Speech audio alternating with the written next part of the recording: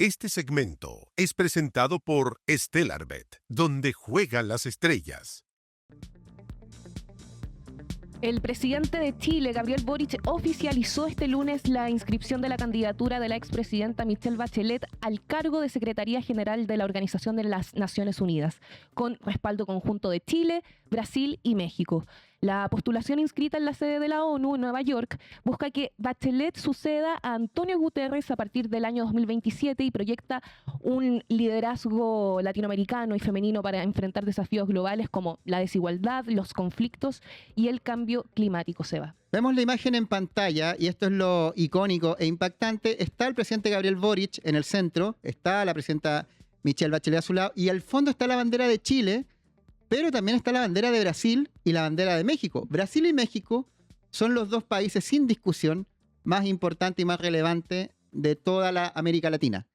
En ese sentido, que tenga el apoyo de esos países es un espaldarazo gigante a las aspiraciones que tiene la expresidenta, que recordemos que no quiso postular en esta elección pasada porque se habló que posiblemente podía postular a la Secretaría General de la ONU. Así lo hizo saber el presidente Gabriel Boric en la última Asamblea General, donde dio a conocer que nuestro país le iba a postular y finalmente ayer se oficializa con estas tres banderas, Brasil, Chile y México, en el patio de La Moneda, en uno de los patios de La Moneda. Esta postulación hecha tripartitamente, donde hubiera un mensaje en ex tanto de Lula da Silva como de Claudia Sheinbaum, refleja una voluntad regional de fortalecer el multilateralismo y que América Latina y el Caribe contribuyan a soluciones colectivas frente a desafíos globales en un momento de la historia donde la ONU, díganme ustedes si no, al parecer está sirviendo cada vez para menos cosas.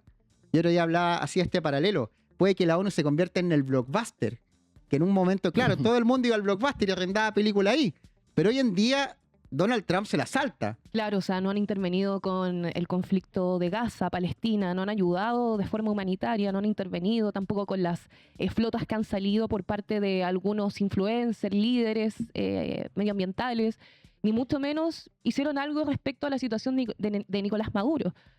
No han intervenido en absolutamente nada. Recordemos que la ONU es una organización, como su nombre lo dice, de Naciones Unidas, que se unen luego de la Segunda Guerra Mundial para tratar de establecer acuerdos globales, más o menos multilaterales, donde sean los espacios de discusión y que no lleguemos a guerra. Hemos tenido guerras, pero ninguna como la Segunda Guerra Mundial hasta ahora. Hay una tensión clara entre China y Estados Unidos, pero se maneja a nivel cultural, se maneja a nivel económico. Ahí está la guerra arancelaria que ofrece Donald Trump. Pero la ONU siempre fue la garantía de que era un espacio donde los humanos, los gobiernos nos entendíamos para no ir en guerra. Hoy en día Donald Trump se le está saltando. Acá en Chile hemos visto declaraciones, por ejemplo, la senadora electa Camila Flores alguna vez dijo que hay países que se están saliendo de la ONU, que hay que salirse de la ONU. Cuando tú ves la noticia en medios sobre que Bachelet va a postular a Naciones Unidas, te dicen, ¿para qué? Si esta cuestión no sirve para nada, puro globalismo, Agenda 2030. Hay toda una campaña y una perspectiva de que la ONU hoy día no sirve para nada. Y estamos viendo en la práctica que no sirve para nada. El problema es que tiene que servir para algo. Este organismo multilateral debería tener la capacidad. Pero a ver, debería tenerla. ¿Puedo poner un punto? Es que si no es la anarquía, la ley del más fuerte. No, lo que pasa es que esperamos que la ONU solucione problemas globales, nos confundimos con la OTAN y de alguna forma le pedimos cosas que porque es lamentable no tener ejecución, pero por ejemplo la coordinación ¿sabes qué? Se parece mucho al tema de los incendios y el Estado, lo de la ONU. Le pedimos que haga cosas a velocidades que lo puede hacer, claro, un grupo de influencers pueden generar mayor impacto yéndose en un barquito hacia Gaza.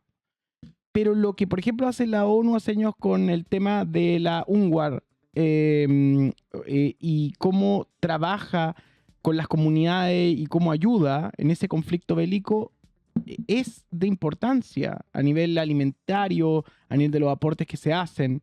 Lo que pasa es que ahí está la FAO, la UNESCO, muchas organizaciones que están al alero. Hay mucho. La OMS. El problema es que creemos que es una fuerza militar. No, pues es la OTAN. Y los cascos azules, ¿cachai? Y ahí es donde se nos configura un escenario bien complejo porque es como una iniciativa que tiene mejores intenciones que resultados. Yo creo que ahí está el problema. Esto desde el conflicto en Ucrania. Desde ahí empezamos como a... Porque claro, se juntan los países, hacen consejos, manifiestan su rechazo y no suceden más cosas. Entonces, claro, se da esa dinámica.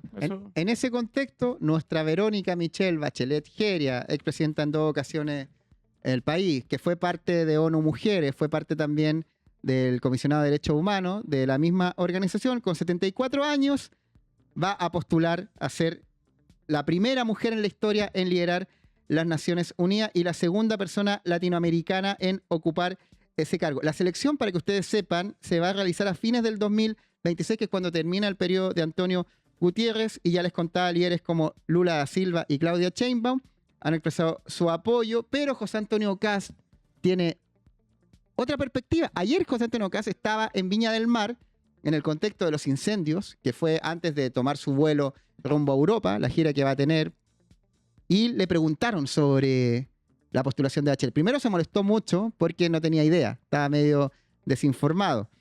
Y dijo, lo único que puedo decir es que Chile está viviendo una emergencia, uno tiene que ver dónde prioriza. Mira, ante eso tenemos video disponible, Seba. Veámoslo, señor director. Todavía con una contingencia muy grave en el sur. Yo espero que las autoridades que hoy día tienen que dirigir el país estén dedicados a solucionar la contingencia. O sea, van a ver, ¿se equivocaron van con a ver, anunciado van a ver. hoy la candidatura? Yo no tengo por qué pronunciarme si es acertado o no acertado lo que ha hecho el presidente de la República. Lo único que puedo decir, Chile está viviendo una emergencia.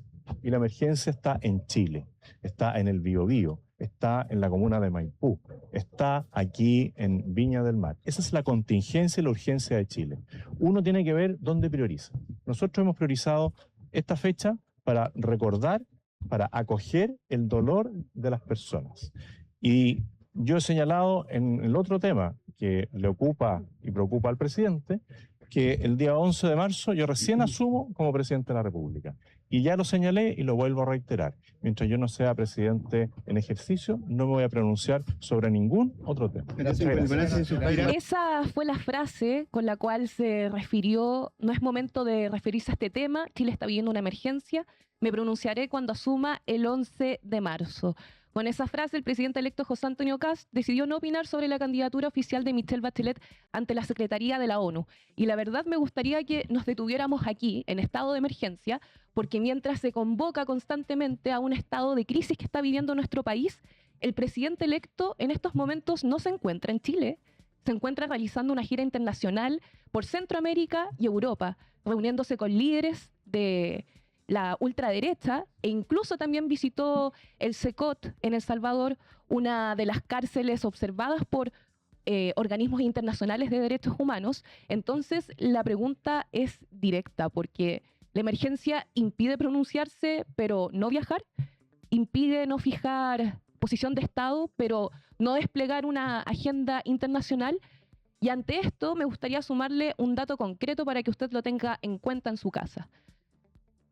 Cuando asuma el próximo 11 de marzo José Antonio Kast, él va a recibir un sueldo presidencial de 11.070.064 pesos brutos mensuales. Esto equivale, escuche bien, a 20 millones a más de 20 sueldos mínimos de la gente, y 4 millones más de lo que recibe hoy el presidente Gabriel Boric. No se ha hablado de austeridad, ni mucho menos se ha hablado de rebajas, ni tampoco se ha hablado de ninguna señal acorde a un país que, según sus propias palabras, está en crisis.